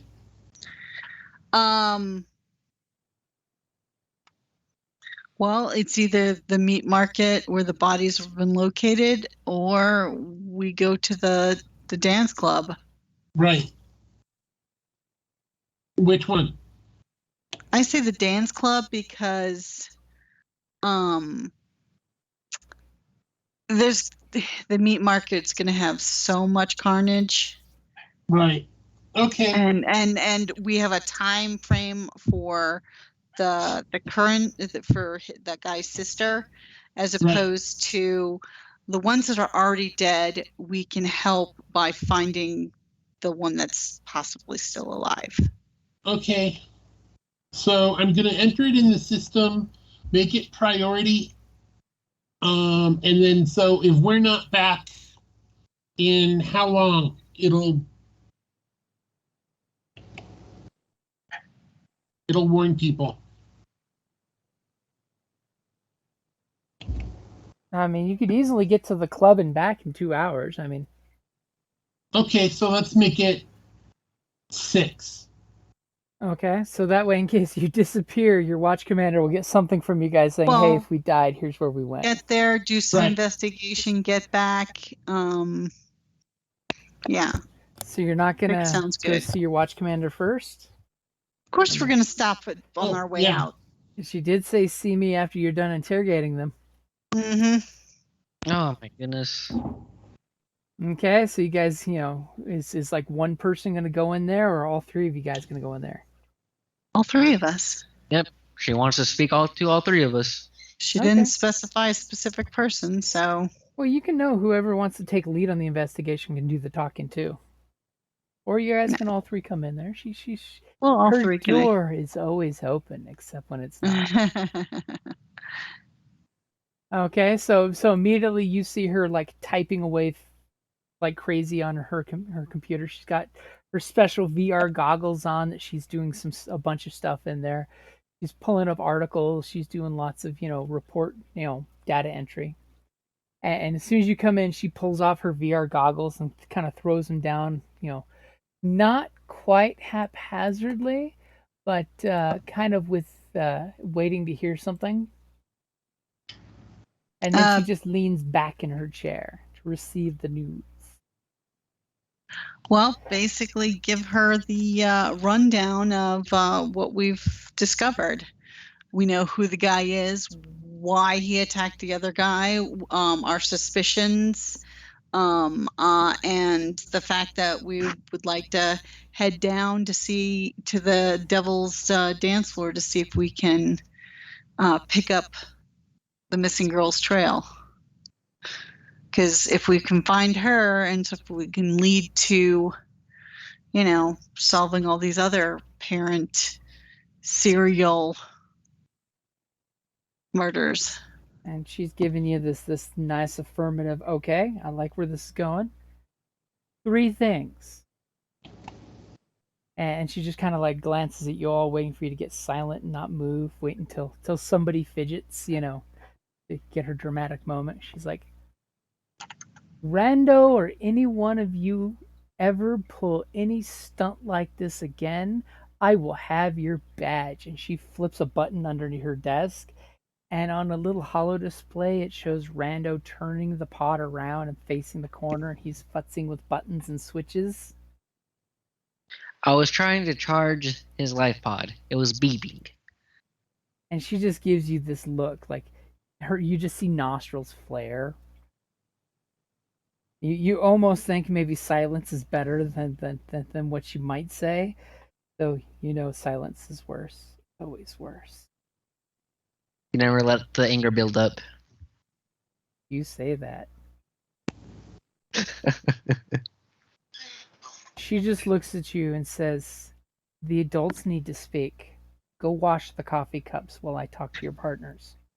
Oh. Fair enough. And just as you're about to touch the doorknob, she's like, "But wait, I have more to say." The dishes. I don't do that. Okay. She's totally pulling a power move on you, and you know she is. But she actually has the authority to do it. Second, I don't ever want to hear about a interrogated prisoner asking for a lawyer and being denied their civil rights. This precinct can't afford the bad press or to let a criminal go free because we violated their civil rights. It might be damn uncivilized, but they are civil rights. Got it, boss. Understood. And 3, she clicks on the other cell, and a little picture of his diplomatic status. I don't want him saying those words, diplomatic immunity. If he does, cut him loose. Obviously, you get the idea. She's been web surfing him too. Mm-hmm. Is Well, he that hasn't asked understood? for it yet. And she gives you the finger. Is that understood? Understood. Now go do what you have to do and report back once you find something. No crazy maverick stuff. We don't need to be losing any officers in a bad part of town.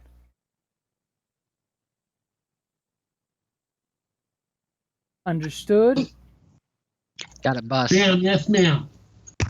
And she just immediately puts her goggles on before you guys even hit the door. Mumble under her breath that might be the end of your careers. On any given day that starts with a Y. Okay, so what is your game plan? Well, basically, head over to the club and see if we can get access to the CCT footage somehow. Okay, and thankfully the club is even closer. It's in La Costa. It's not too far away. Of course, you guys, get in your cars. Are you taking multiple units? Are you taking just one? You can all 3 fit in one. If somebody wants to sit in the back like a criminal. We'll just take one. Well, I think I have to get off. I have to I have to go to bed for work in the morning. Yep, It it's is actually a 9 really good o'clock, point so. to wrap it up. That's why I was just asking is you guys are taking one car. It leaves 2 cars for the other guys when they show up. To catch up, yeah. As you guys, you have the hopper, you put in the address, and the hopper's autopilot takes you all nice and chill, driving Miss Daisy style.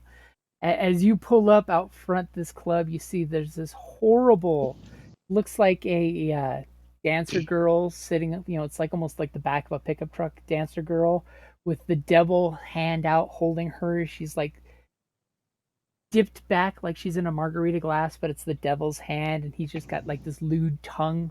The neon light flips from a smile to a big tongue licking her, smile to a big tongue. And it's all a hollow display, so it's super creepy DB. And you see a bunch of hopper bikes, parked outside, real rough crowd coming in and out. And as soon as your car, parks, people start like meandering away. Some of the working girls that were peddling more than just, drinks and tobacco kind of like walk away from you guys. It's that prototypical bad bar that normally the cops never show up, and you just showed up in a patrol car. No. We just blew our cover. We weren't coming in cover. No one's gonna talk to the cops. Sure they might. And as you guys, pop the cool hoods, because of course it's, fancy hopper car hoods that open up like a DeLorean. And you see that it looks like the doorman and 2 big guys come kind of walking towards you, but staying back towards the door, so you have to approach them, doing the obvious, whoa, you're not welcome here. And just as the 3 of you guys walk up, that's a good place to wrap it up there. At 9 o'clock on the dot. Perfect. Okay, so do we get any experience? You guys do get 10 experience. 10? Oh, okay. Hey, I mean, technically you had both of your guys busted, but now you've got more. There's something else going on. Yeah. Alrighty, I have updated that. Yep, I'm all good. I'll catch you guys later. Alrighty, have a good one. You too. Bye. Have a good night, guys, and see you next Friday. Yep. Bye-bye. All right. Good night. All right, good night, guys.